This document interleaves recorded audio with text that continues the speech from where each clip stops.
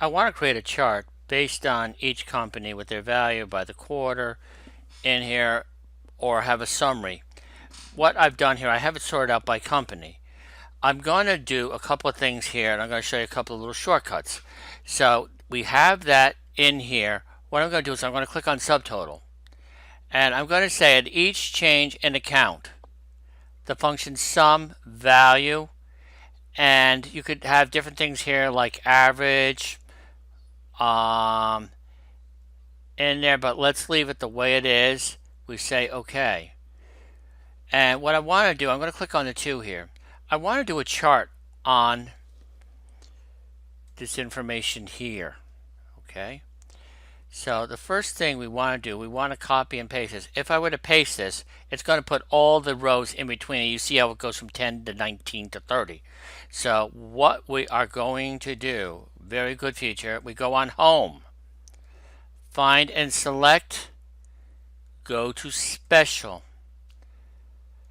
You're going to say Visible Cells Only. Say OK. Copy.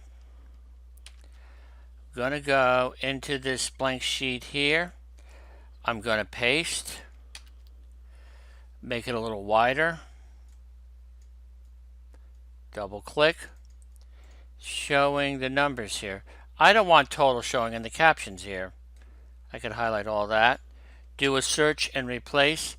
I have total typed in there. I leave it blank. I say replace all. Close. So I've got the data to do the chart. And doing charts is relatively easy. So we're just going to highlight these cells here.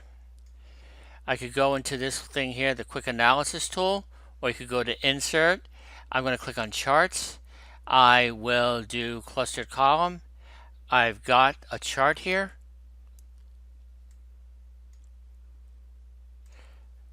Put a thing in here and say sales by account.